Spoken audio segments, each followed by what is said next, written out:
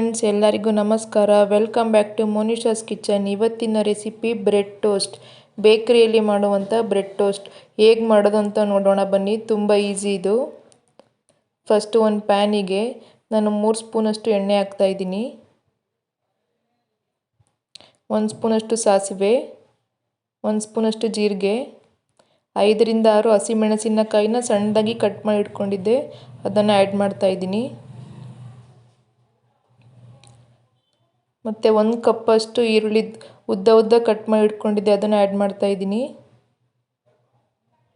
Next ಎಲೆಕೋಸು, 1 ಕಪ್ಪಷ್ಟು ಎಲೆಕೋಸು, 1 ಟೊಮೆಟೊ, ಒಂದು ಅರ್ಧ ಕಪ್ಪಷ್ಟು ಕ್ಯಾರೆಟ್. ಇದೆಲ್ಲನೂ ನೀಟಾಗಿ ಫ್ರೈ ಮಾಡ್ಕೊಳ್ಬೇಕು ಎಣ್ಣೆಲ್ಲೇ. ನೀರು ಹಾಕೋಗಿಲ್ಲ, ಹಾಗೇ ಫ್ರೈ ಮಾಡಬೇಕು. ಅದೆಲ್ಲ ಹಸಿ ವಾಸನೆ ಹೋಗಬೇಕು, ಅಲ್ಲಿ ತನಕ ಫ್ರೈ ಮಾಡಬೇಕು ನೀಟಾಗಿ. ಒಂದು ಸ್ವಲ್ಪ ಉಪ್ಪು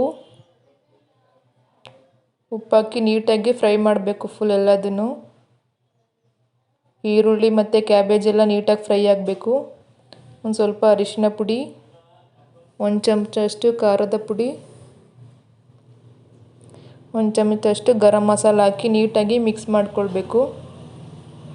ನೋಡಿ, ಇದು ಇಷ್ಟು ಮಾಡಿದ್ರೆ ಅಷ್ಟೇ ಸಾಕು. ಇದಕ್ಕೇನು ಹುಣಸೆ ಹಣ್ಣಿನ ರಸ ಏನೂ ಬೇಕಾಗಿಲ್ಲ. ಇಷ್ಟು ಹಾಕಿದರೆ ಸಾಕು. ಟೊಮೊಟೊ ಹಣ್ಣು ಹಾಕಿರ್ತೀವಲ್ಲ, ಅದಕ್ಕೆಲ್ಲ ಸರಿಯಾಗುತ್ತೆ, ಕರೆಕ್ಟ್ ಆಗುತ್ತೆ. ನೋಡಿ, ಇದು ಬ್ರೆಡ್ ಟೋಸ್ಟಿಗೆ ಇದು ಈರುಳ್ಳಿದು ಸ್ಟಫ್ ಮಾಡೋದಕ್ಕೆ ರೆಡಿ ಆಯಿತು. ನೆಕ್ಸ್ಟ್ ಒಂದು ಪ್ಯಾನಲ್ಲಿ ಒಂದು ಹಂಚಲ್ಲಿ, ಮತ್ತು ನಾನು ಬೆಣ್ಣೆ ಹಾಕ್ತಾಯಿಲ್ಲ, ಹಾಗೇ ಬ್ರೆಡ್ ರೋಸ್ಟ್ ಮಾಡ್ಕೊತಾ ಇದ್ದೀನಿ.